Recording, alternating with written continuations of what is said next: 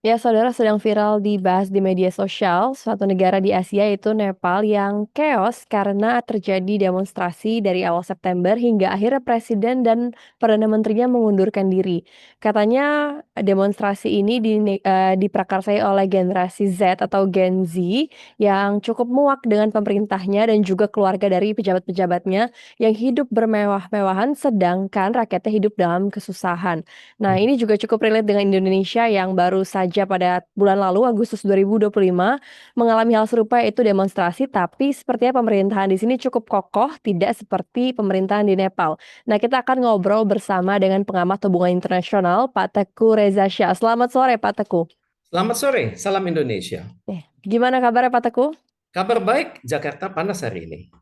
Iya, betul sekali, Pak. Oke, Pak Teguh, kita mau ngobrol nih soal kondisi Nepal yang sebenarnya nggak jauh juga dari Indonesia karena masih sama-sama di Asia ya, Pak. Boleh nggak Pak dijelaskan terlebih dahulu supaya tidak ada misinformasi juga di antara masyarakat? Apa sih yang membuat situasi di sana bisa meledak sampai akhirnya Perdana Menterinya dan juga Presidennya mundur setelah didemo oleh massa yang cukup besar gitu, Pak? Terima kasih. Ini meledak karena ada korban kematian yang besar ya. Kemudian kematian oleh aparat personil di sana. Kemudian juga pada saat yang sama, kalau kita ngecek data dari Kementerian Kesehatan dari Nepal, itu sudah ribuan orang yang berada di rumah sakit ya. Kemudian juga dalam kondisi seperti ini, angkatan seperti biasanya di negara-negara sedang berkembang, maka angkatan bersenjata itu mengambil alih ya. Tapi ternyata sudah kelihatan bahwa aktor-aktornya sudah mengemuka sekarang. Pertama, angkatan bersenjata yang mencoba bersikap profesional, netral. Kemudian generasi Z ya. Generasi Z atau Z generation ini adalah generasi anak-anak muda umur antara sekitar 30-an. Kemudian mereka ini sangat kritis terhadap kegiatan korupsi, nepotisme dan juga pembatasan-pembatasan dilakukan negara atas mereka. Kemudian pada saat yang sama juga mereka kritis sekali karena pada saat hidup sedang susah tapi ada nepotisme berjalan terus. Kemudian mereka menyebutnya itu baby Nepo baby baby. Nepo baby Yes. yang mengandalkan kekayaan orang tuanya, tapi mereka itu hidupnya bermewah-mewahan dan suka sekali flexing gitu ya. Suka sekali flexing akibatnya menunjukkan kepada dunia bahwa ada gap kesejahteraan di Nepal, tapi si Nepo baby ini tampaknya nggak sadar bahwa perilaku mereka itu adalah sama dengan perilaku orang tuanya, karena rata-rata penduduk di Nepal itu hidupnya apa adanya. Bahkan Perdana Menteri sendiri gajinya hanya 65.000 Nepalese rupiah. Kalau di Indonesia itu sekitar 10 juta per bulan. Tapi Perdana Menterinya suka show off atau suka flexing, dan anak-anak mereka juga berbuat yang sama. Jadi ini suatu keadaan yang sangat menyita perhatian Gen Z di Nepal, karena mereka melihat berdapat pekerjaan dalam negeri sendiri sangat susah. Kemudian setiap harinya itu ada sekitar 5.000 penduduk yang harus meninggalkan Nepal untuk keluar negeri. Jadi ceritanya hidup di dalam negerinya sangat susah. Kemudian mereka melihat pemerintahnya kok boros. Kemudian generasi mudanya para nepo baby ini demikian sombong. Kemudian kontras sekali akibatnya generasi muda ini bisa mengkoordinir diri. Saya perhatikan jumlah mereka itu nggak banyak ya, sekitar kurang dari 40.000 Gen Z yang kritis ya, dari penduduk Nepal sekitar 29 juta 700.000 jiwa. Dan tapi ternyata begitulah teknologi, anak-anak muda yang sangat dekat dengan teknologi, mereka tahu menggunakan perangkat teknologi yang canggih, Facebook, Instagram, dan WhatsApp. Tapi ternyata pemerintah telah memblokir 26 penyedia jasa online. Akibatnya mereka frustasi dan mereka melihat kenyataan ini di negeri saya. Akibatnya para nepo babies itu jadi sasaran tembak, yang maksudnya sasaran untuk fokus pemberitaan.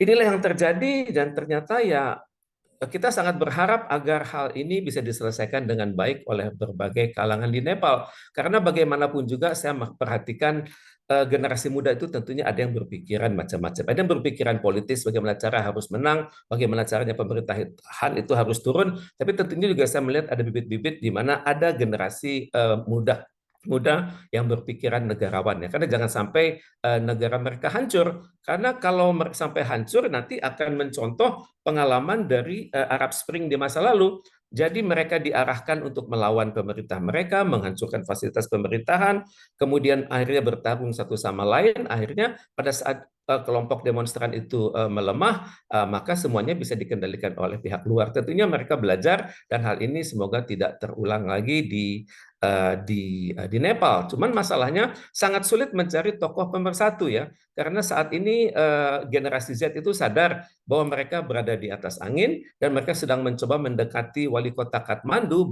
Balendra Shah, yang lahir tanggal 27 April 1990 yang telah menjadi wali kota sejak 2002. Dan tokoh ini anti korupsi, kemudian juga sangat berpikir wilayah kami sebenarnya di masa lalu itu lebih luas dari sekarang karena pernah diambil oleh India, oke? Tapi juga kemungkinan besar mereka akan mengundang kembali Raja Gyanendra Shah umurnya 77 tahun yang saat ini berada di pengasingan. Tapi bagaimanapun juga ini adalah pengalaman yang sangat bersejarah bagi Nepal bahwa pemimpin itu harus ada masa kerjanya ya. Karena selama ini batasan waktu itu hanya 4 sampai 5 tahun tapi berjalan terus-menerus begitu ya. Dan ini menjadi pelajaran bagi dunia bahwa mohon hati-hati mengelola demokrasi.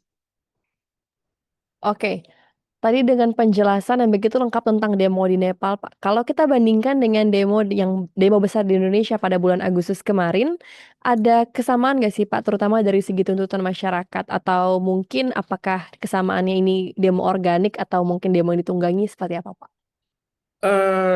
Saya pikir ini pengalaman ini menjadi perhatian dari seluruh negara di dunia ya, karena ternyata demokrasi itu memiliki banyak titik-titik celah. Mungkin Indonesia bisa mengambil hikmah, kemudian negara-negara Asia Tenggara bisa mengambil hikmah, kemudian negara-negara di Asia Selatan dan negara-negara di Timur Tengah itu juga bisa mengambil hikmah. Hikmahnya itu antara lain adalah generasi Z itu adalah generasi masa depan ya.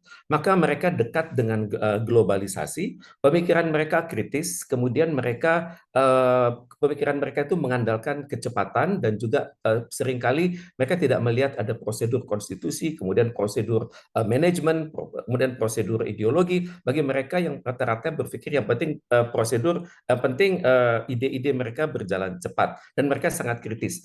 Di banyak negara sudah terjadi gap istilahnya itu gap of civilization atau gap peradaban di level nasional. Terus terang kita lihat sama-sama ada generasi baby boomer, ada generasi X, generasi Y, generasi Z, dan terakhir milenial ya. Semua ini memang satu kewarganegaraan, tapi cara berpikirnya berbeda. Itu yang pertama, gap of generation. Yang kedua, adanya basic needs. Kalau di Nepal mereka sudah mengidentifikasi basic needs mereka tidak terwadahi oleh pemerintah. Jadi basic needs ini adalah sandang, pangan, papan, kesehatan, teknologi dasar, kemudian kesehatan dan infrastruktur, termasuk keterbukaan pemerintah akan budget. Jadi apa yang dirancang dan apa yang digunakan dan berapa persentase keberhasilannya. Ini yang kedua saya lihat dari Nepal. Kemudian yang ketiga adalah kritik atas rekrutmen elit politik. Di Nepal mereka melihat bahwa elit politik mereka itu munculnya sembarangan ya. Kemudian terutama sekali di level legislatif, di mana yang terlahir itu adalah tokoh-tokoh yang dekat dengan elit pemerintahan, dengan elit legislatif, dan juga tokoh-tokoh itu seringkali menganggap dirinya adalah wakil masyarakat, tapi ternyata hatinya tidak bersama masyarakat. Ini yang saya lihat di Nepal. Kemudian otomatis juga ini bermasalah dengan rekrutmen dalam anggota-anggota legislatif. Di Nepal tersebut, anggota legislatif itu direkrutmen berdasarkan kedekatan dengan tokoh parpol, kemudian tidak dilihat intelektualitasnya, tidak dilihat emotional quotient, tidak dilihat ideological quotient, tidak juga dilihat intellectual quotient, tapi bagaimana mereka bisa mengambil hati masyarakat. Dan seringkali yang terpilih adalah yang populer, tapi belum tentu memiliki kedekatan emosional dengan masyarakat. Kemudian juga masalahnya di Nepal itu adalah gap generasi begitu. Jadi mereka tidak sadar bahwa masa depan itu adalah masa depan dari negaranya, tapi hendaknya generasi muda yang kritis itu diberikan kesempatan untuk sejak dini masuk dalam pemerintahan maupun sejak dini berada di dalam legislatif. Karena yang terjadi adalah generasi muda dari turunan pejabat, generasi muda dari anggota parlemen yang sehari-hari menggunakan flexing tanpa sadar begitu, di mana mereka tidak sadar bahwa sekali seseorang menjadi aktor aktor politik, maka sifat-sifat mereka yang tidak pas itu hendaknya dipinggirkan begitu ya. Misalnya seringkali kita harus merujuk kepada penjelasan dari John F. Kennedy di masa lalu, mantan presiden Amerika, yang mengatakan my loyalty to my party ends when my loyalty to my country begin. Jadi loyalitas itu hendaknya ditujukan kepada negara, bukan kepada parpol, bukan pada parpol di mana mereka berada. Kemudian pelajaran lainnya adalah kalau di Nepal itu terjadi ini ya, keributan akibat terbukanya skenario dalam hubungan segitiga antara masyarakat umum dan politikus dan bisnis. Generasi muda Nepal sadar bahwa hal ini tidak sehat lagi, di mana sebelumnya warga negara itu memberikan suara kepada kepada politisi, kepada parpol dengan harga yang sangat murah. Tapi pada saat yang sama parpol tersebut beserta tokoh-tokohnya tidak memberikan akses kepada masyarakat, apakah itu akses pekerjaan dan juga akses informasi. Akibatnya rakyat melihat negara kita sebenarnya punya cukup uang, tapi ternyata akses buat pendidikan, buat kesehatan, pekerjaan itu sangat kecil. Dan mereka melihat sebenarnya 5.000 orang itu keluar dari Nepal. Kemudian juga masyarakat di Nepal melihat adanya hubungan simbiotik antara kalangan politikus dan juga parpol mereka dengan kalangan bisnis, di mana dalam proses rekrutmen dari kalangan politikus tersebut, mereka itu dibiayai oleh kalangan bisnis, mulai dari pengenalan diri, mulai dari pemilihan umum, dan juga mereka tunduknya kepada kalangan bisnis yang bisa mengendalikan perundang-undangan. Tapi pada saat yang sama bisnis itu menekan politisi dan juga menekan parpol tersebut dengan kontrak-kontrak yang dan juga biaya-biaya tender, biaya-biaya proyek yang ditentukan oleh kalangan bisnis tersebut. Jadi di sini kita melihat kalangan politikus di Nepal tersebut hatinya terbelah begitu. Di satu sisi mereka tahu apa yang harus mereka lakukan, tapi mereka sudah terjerat lama oleh kalangan politikus tersebut. Jadi dengan demikian kita bisa lihat betapa para politikus tersebut yang ternyata bukan negarawan itu menjadi bulan-bulanan dari masyarakat dan seringkali dipermalukan dalam berbagai event di Nepal tersebut. Jadi saya pikir ini adalah pelajaran yang sangat baik yang hendaknya dihikmati oleh semua negara di dunia. Jangan bermain-main dengan demokrasi, jangan bermain-main dengan generasi Z, dan jangan menyalahgunakan amanah dan sumpah yang sudah Anda berikan kepada negara yang tercinta. Ini yang hendaknya dihikmati oleh negara-negara di dunia.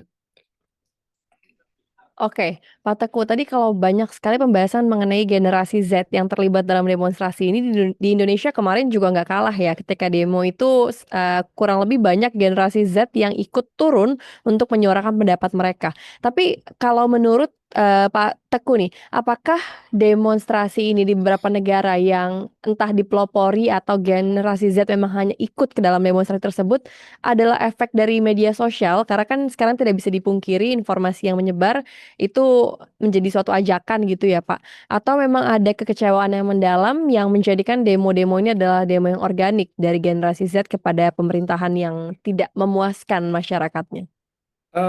Kalau saya perhatikan demonstrasi yang banyak terjadi di negara sedang berkembang, termasuk juga di Nepal ini, kita berhadapan dengan sebuah generasi yang sangat kritis ya. Saking kritisnya, maka mereka menggunakan indikator-indikator internasional untuk sebuah pembangunan.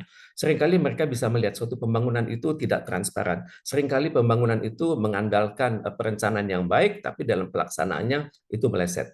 Kemudian juga generasi Z ini bisa berhubungan dengan generasi Z yang ada di belahan bumi lain. Sehingga dengan demikian mereka bisa menjadi sangat kritis dan bisa mengkritisi program-program dilakukan di pemerintah di negara mereka. Cuman generasi Z ini umumnya sangat muda, sangat kreatif, tapi tidak atau belum memiliki tokoh yang karismatis di antara mereka. Jadi ini adalah tantangan terbesar dari generasi Z yang ada di Nepal, yang saat ini mereka sendiri dari 20 dari sekitar 26 juta, 29 juta penduduk, itu yang aktifnya hanya kurang dari 40.000. Dan 40.000 ini tersebar di seluruh wilayah Nepal, dan mereka itu berhubungan lewat internet ya. Dan mereka sangat kritis. Mereka sudah pada level bahwa internet itu adalah basic needs atau kebutuhan pokok gitu. Jadi ini yang hendaknya diwaspadai oleh negara-negara di dunia, bahwa bahwa akses informasi global, entah itu namanya Facebook, Instagram, WhatsApp, dan sebagainya, itu hendaknya benar-benar dihargai keberadaannya dan jangan dengan mudahnya itu diblokir. Jadi belajar dari pengalaman Nepal, pemblokiran itu berdampak sangat luas. Dan tentunya generasi Z ini terpecah-pecah. Ada yang levelnya negarawan, ada yang levelnya politikus, dan ada levelnya yang mengizinkan kekuatan-kekuatan dari manapun untuk masuk ke dalam rombongan mereka. Jadi ini yang harus diwaspadai oleh semua negara di dunia, dan tentunya perlu kemampuan intelijen yang luar biasa. Misalnya lewat CCTV akan kelihatan apakah tokoh-tokoh yang berada di jalan itu adalah asli mahasiswa, asli dari serikat buruh, atau para oportunis yang menggunakan kesempatan. Jadi ini yang saya perhatikan terjadi di Nepal, dan hendaknya menjadi perhatian juga bagi negara-negara sedang berkembang lainnya, karena ini polanya sama begitu. Dan dalam suasana yang sedang kisruh ini, wajar jika ada kekuatan yang bermain, dan seringkali nanti pada saat di depan idealisme berjalan, pada saat proses demonstrasi itu berjalan, ada kekuatan-kekuatan lain yang memainkan, yang mengail di air keruh. Jadi ini yang terjadi di Nepal, masih diselidiki oleh aparatur pemerintahan mereka, dan untuk itu saya perhatikan wakil perdana menteri sudah mendapat kepercayaan dari kalangan generasi Z untuk segera dalam waktu sekitar 6 bulanan ini mengupayakan suatu pemilihan umum. Tapi untuk itu kendali konon berada di kalangan generasi muda ini, dan untuk itu wakil perdana menteri namanya Bishnu Prasad itu hendaknya berada pada posisi yang sulit juga, di mana mereka itu harus menciptakan suatu posisi bersama begitu ya. Kemudian nanti tokoh-tokohnya nanti kemungkinan besar generasi muda yang kesulitan mencari figur karismatis, itu yang pertama. Kedua, wakil perdana menteri Nepal namanya Bishnu Prasad. Kemudian tokoh ketiga yang mungkin akan muncul ke permukaan adalah wali kota Kathmandu namanya Balendra Shah. Ini masih muda, umurnya sekitar 10 tambah sekitar 35 tahun ya, dan dia sejak tahun 2022 itu maju sudah jadi wali kota. Jadi ini masalah bersama. Jangan sampai generasi muda itu menang dalam jangka pendek, tapi kalah untuk jangka panjang, dan di tengah jalan itu diambil alih oleh kekuatan-kekuatan yang menamakan dirinya generasi muda, menamakannya generasi Z, tapi cara berpikirnya sangat bertentangan dengan prinsip-prinsip idealisme sebuah demokrasi. Oke, Pak Teguh, kita akan membahas secara global aja nih ya Pak. Kalau kita membahas mengenai hak bersuara menyampaikan pendapat, iya memang itu hak dasar semua manusia. Kalau kita bisa bahas ini tentang HAM ya Pak.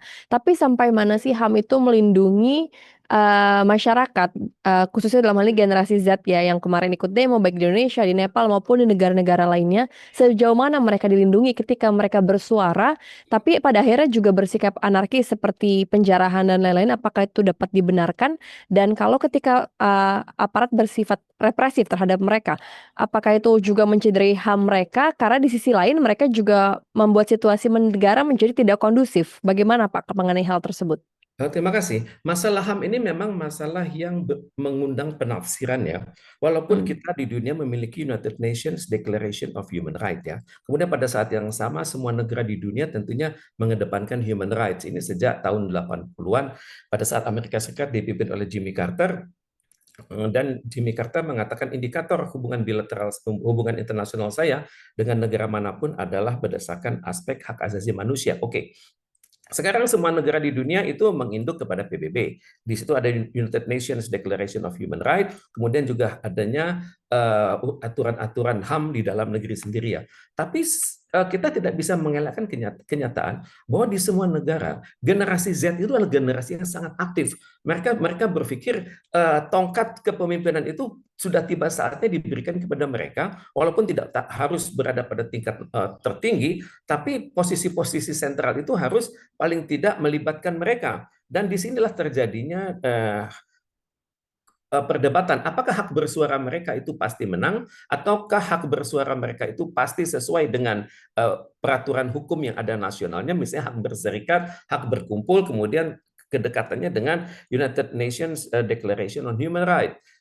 Masalahnya adalah, oke, semua masyarakat punya hak bicara, tapi hak bicara seseorang itu hendaknya dipikirkan matang-matang, jangan sampai hak bersuara tersebut tidak berjalan sesuai koridor hukum. Karena kalau tidak dikendalikan oleh hukum, maka aspek hak bersuara yang konon merupakan inti dari demokrasi tersebut akan sumbang adanya begitu, di mana orang akan berlomba-lomba bersuara dan yang disuarakan itu bukanlah kualitas dari aspirasi, tapi ketinggian dari aspirasi tersebut yang seringkali disampaikan dalam retorika yang luar biasa, kemudian barangkali dibumbui juga dengan kemampuan menghipnotis massa, dan kalau kita telaah secara mendalam belum tentu kekuatan-kekuatan tersebut memiliki dimensi kenegarawanan. Jadi inilah yang harus disikapi oleh negara-negara di dunia. Jangan sampai masyarakat itu berlomba-lomba bersuara, tapi suaranya itu tidak menukik ke dalam, suara itu tidak memiliki akar kemasyarakatan, dan mereka mengatakan mereka lah satu-satunya pihak yang bisa menyampaikan suara. Jadi hak bersuara itu akan berhenti pada saat berbenturan dengan hak bersuara yang lain. Karena itulah mohon tokoh-tokoh generasi muda di dunia itu hendaknya memiliki wakil-wakil yang bisa berbicara dengan secara konseptual, berbicara dengan santun, dan juga bisa berkomunikasi lintas generasi. Inilah yang terjadi di Nepal, dan hal ini yang hendaknya diperhatikan oleh negara-negara sedunia, karena praktek-praktek yang akar masalah di Nepal itu benih-benihnya juga ada di banyak negara sekaligus. Oke, Pak Teguh, apakah ada kemungkinan demo besar seperti di Nepal itu bisa menular nih Pak ke negara lain, apalagi negara-negara di Asia yang kalau kita bilang secara geografis mungkin letaknya, berdekatan dengan Nepal ya, termasuk juga Indonesia. Kalau semisal tuntutan rakyat terus-terus tidak dipenuhi oleh pemerintah, apakah demo semacam ini akan bisa diikuti oleh negara-negara lain atau, seperti apa Pak? Saya pikir kejadian di Nepal ini menjadi pelajaran dari negara-negara di dunia ya, karena sudah Oke. ada contohnya dengan Arab Spring di masa lalu. Cuman di masa Arab Spring itu masyarakatnya itu tidak terkendali oleh negara mereka, pemerintah mereka, tapi dikendalikan oleh kekuatan-kekuatan luar yang bahkan ikut campur sampai detail. Target mana yang harus dibakar, kemudian apa kata kunci bila mendekati lokasi-lokasi strategis, dan kemudian mereka memanipulir semangat massa untuk melakukan berbagai kegiatan yang menggulingkan pemerintahan. Jadi berdasarkan pengalaman tersebut, saya pikir pemimpin-pemimpin di banyak negara sudah mulai belajar untuk benar-benar menyikapi aspirasi generasi Z dan juga menyikapi aturan-aturan tentang informasi dan teknologi. Dan dalam kondisi seperti ini adalah kondisi kritis ya. Seringkali kondisi kritis itu melahirkan kebijakan yang buruk, tapi tidak mustahil juga dalam kondisi kritis ini akan terlahir kebijakan yang baik. Maka jawabannya pertama adalah komunikasi. Siapapun dari generasi Z itu hendaknya, terutama perwakilan generasi Z, hendaknya berkomunikasi dengan negara. Karena negara juga sadar bahwa ke depan itu tanggung jawab harus diberikan kepada generasi Z. Misalnya Bung Karno pernah mengatakan, saya punya banyak orang tua itu nggak bisa ngapa-ngapain, hanya bisa menggerakkan Semeru dari akarnya, itu pun susah. Tapi kalau saya punya generasi muda, saya bisa mengubah dunia. Jadi hendaknya generasi muda ini juga sadar bahwa ada peranan mereka. Tapi pada saat yang sama, ada suatu perbenturan antara aspirasi di atas, biasanya yang menghendaki stabilitas, menghendaki status quo, dan tidak sadar bahwa ada mutiara-mutiara yang muncul dari kalangan generasi Z. Bagaimana melakukannya? Ya, dalam kondisi sulit ini perubahan itu dapat terjadi dengan 3 skenario. Pertama, skenario alamiah, dan skenario alamiah ini bagi generasi Z ini nggak bisa diterima karena akan lamban, kemudian akan mereka melihat bahwa aspirasi mereka akan dibajak oleh berbagai pihak. Kemudian pertama tadi evolusioner, dan kedua adalah revolusioner. Dalam revolusioner ini pembangunan perubahan berjalan dengan sangat cepat, tapi akan berdarah-darah. Jalan tengahnya adalah accelerated evolution. Jadi generasi senior dengan generasi Z itu hendaknya ketemu. Mereka sama-sama melihat visi negara itu ke depan seperti apa. Visi negara dilihat dari sekarang untuk tahun 2030, untuk 2045 dan 2050. Sehingga kemudian mereka juga bisa melihat apa yang harus dilakukan, restrukturisasi apa hendaknya dilakukan di dalam negeri, Oke. dan juga bagaimana menyikapi perubahan di luar negeri. Dalam teori ini namanya change management, dan change management ini tidak mudah karena dalam semua pergerakan itu maka perkembangan evolusioner itu sudah dibikin modeling, dan di dalam modeling itu akan kelihatan siapa melakukan apa dan apa prioritas jangka pendek, jangka menengah, jangka panjang, dan kualitas-kualitas individual apakah yang diperlukan untuk mengisi posisi-posisi tersebut. Kemudian pada saat yang sama juga ada komunikator, di mana komunikator ini akan Oke. berkomunikasi dengan masyarakat di mana mereka berada, dan untuk mengatakan bahwa memang saat ini sedang sulit, tapi kita akan berada pada suatu titik di mana kita semua akan berbahagia pada titik itu, dan semua kita akan menjadi aktor, menjadi pelaku pembangunan, dan juga dan tidak menjadi objek dari pembangunan tersebut. Jadi hendaknya komunikator tersebut juga harus mampu berkomunikasi dengan bahasa lintas komunikasi, berkomunikasi dengan lintas profesi. Kemudian apalagi selanjutnya adalah kesetiaan, bahwa semua yang punya tanggung jawab masa depan, entah itu generasi milenial, generasi Z, maupun generasi yang sekarang sedang manggung, itu hendaknya sadar bahwa ke depan itu menuntut suatu kolektivitas, di mana kita semua hendaknya mengedepankan prinsip-prinsip kesetiaan pada tanah air, dan juga bukan kesetiaan pada golongan di mana kita berada, dan juga dan tidak lagi kepada kesetiaan kepada siapa yang mensubsidi kita untuk mencapai panggung politik tersebut. Maka ini adalah tantangan terbesar yang dihadapi oleh negara-negara di dunia, belajar dari pengalaman dari Nepal, terutama sekali menaiknya peranan generasi Z dalam pembangunan ini. Mereka sudah nggak sabar karena mereka sudah tahu persis bolong-bolong negara itu ada di mana. Mereka juga sudah melihat betapa pejabat-pejabat yang naik itu seringkali tidak berdasarkan tidak berdasarkan kompetensi, tapi berdasarkan koncoisme. Jadi ini yang hendaknya kita belajar dari pengalaman dari Nepal tersebut. Oke, Pak Teguh ada satu pertanyaan terakhir nih Pak. Menurut pengamatan Bapak ya, penilaian Bapak nih, kenapa sih demo di Nepal bisa sampai menjatuhkan Perdana Menteri dan juga presidennya, tapi di Indonesia pemerintahnya relatif kokoh. Ini apakah rakyat di sana yang terlalu kuat atau justru rakyat di sini yang terlalu lemah atau seperti apa Pak? Saya perhatikan di Nepal itu kejadian korupsi, kolusi, nepotisme itu sudah di depan mata pertama. Dan yang kedua adalah generasi tua itu, generasi senior sudah lupa diri. Di mana kalau kita perhatikan di parlemen, di tempat umum mereka seringkali menunjukkan sisi-sisi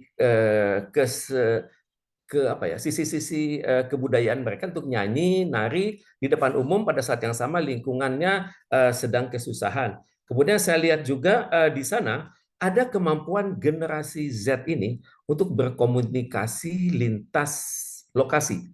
Dan kemudian mereka sadar bahwa sekaranglah saatnya dan jangan tunggu lagi. Jadi mereka sudah tiba pada satu titik, waktunya sekarang, kalau ditunda-tunda lagi tidak akan pernah kejadian lagi. Dan untuk itu mereka memiliki tuntutan yang sangat tegas, dan mereka juga memonitor tuntutan mereka itu secara detail, dan mereka dalam hal mereka melihat adanya rencana-rencana pembangunan yang masih tidak berjalan baik, mereka menggunakan standar yang lebih tinggi, yakni standar yang ada di misalnya Uni Eropa, kemudian standar-standar yang seringkali digunakan oleh PBB. Jadi dengan demikian kecerdasan mereka itu bersenyawa dengan kemampuan IT mereka dan juga semangat mereka yang sangat tinggi, sehingga mereka bisa menekan negara mereka itu bukan hanya secara politik tapi juga secara ide. Dan inilah kemenangan dari generasi muda Nepal. Dan untuk itu ya, kalau sudah begitu ya pemerintahnya yang sudah tidak populer, pemerintahnya yang serba flexing, pemerintahnya yang serba boros itu sadar bahwa mereka mereka sadarnya belakangan untuk mundur dari pemerintahan, tapi seperti biasa sudah telat begitu, di mana angin demokrasi itu saat ini sudah berpindah dari generasi yang saat ini memerintah kepada generasi Z yang saat ini sudah sedang kompak-kompaknya di Nepal, dan mereka mendapat dukungan moral juga dari kelompok-kelompok Nepal yang bekerja di luar negeri, karena mereka sadar bahwa mereka bekerja sangat keras di berbagai sektor, dan biasanya adalah sektor yang income-nya itu terbatas, ya, sektor-sektor konstruksi, sektor jasa, dan juga mereka melihat nasib keluarga mereka itu sekarang paling dimengerti oleh generasi Z ini. Dan karena itulah masyarakat Nepal di luar negeri itu kompak, dan mereka juga berhasil meyakinkan masyarakat di mana mereka berada untuk tidak menggunakan momentum itu untuk menekan generasi muda ini. Jadi generasi Z Nepal adalah berkualitas internasional dan berada di Nepal, dan untuk itu mereka bisa menarik dukungan dari generasi yang sama dari berbagai belahan bumi. Dan kalau dalam kondisi seperti ini, ya, pemerintah terjepit. Karena itu pemerintah tampaknya akan sadar diri dan juga mengerti bahwa diperlukan transisi. Transisi ini yang mengerikan, karena kalau tidak dikendalikan dengan baik oleh generasi muda itu sendiri, akan memakan, seperti teori mengatakan, revolusi itu akan memakan anaknya sendiri. Jadi untuk itu saya sangat berharap generasi Z di Nepal itu kepala boleh panas tapi hati tetap dingin, karena yang di depan mereka itu tanggung jawab besar untuk menaungi 29 juta penduduk Nepal, dan mereka hendaknya juga berpikir apakah mereka akan menang dalam jangka pendek, tapi akan menyengsarakan negara dalam jangka panjang. Jadi untuk itu generasi muda Nepal dan juga generasi muda di seluruh dunia hendaknya maklum bahwa jangan sampai mereka itu lupa bahwa masa depan itu berada di tangan mereka, dan ide-ide besar, idealisme besar harus dimunculkan saat ini, dan dekat-dekatlah selalu dengan masyarakat. Karena masyarakat di Nepal penduduknya 29.700.000 itu sangat berharap bahwa generasi muda, bahwa masa depan mereka akan ditentukan oleh generasi Z yang saat ini sedang tinggi semangat juangnya untuk membangun negeri mereka. Oke, Pak Teguh, terima kasih banyak untuk diskusi kita pada sore hari ini. Terima kasih untuk penjelasan yang sangat lengkap terkait dengan demo Nepal, dan semoga ini juga bisa menjadi refleksi untuk negara kita ya, Pak. Selamat sore, Pak Teguh. Terima kasih. Terima kasih. Ya, saudara, tadi itu adalah diskusi kita bersama dengan pengamat hubungan internasional Teguh Reza Shah. Semoga tadi diskusinya dan apa yang menjadi kondisi di Nepal bisa menjadi refleksi tidak hanya bagi Indonesia tapi juga bagi negara-negara lain. Kalau kalian ada yang punya komentar, boleh tulis di kolom komentar dan jangan lupa like dan juga subscribe.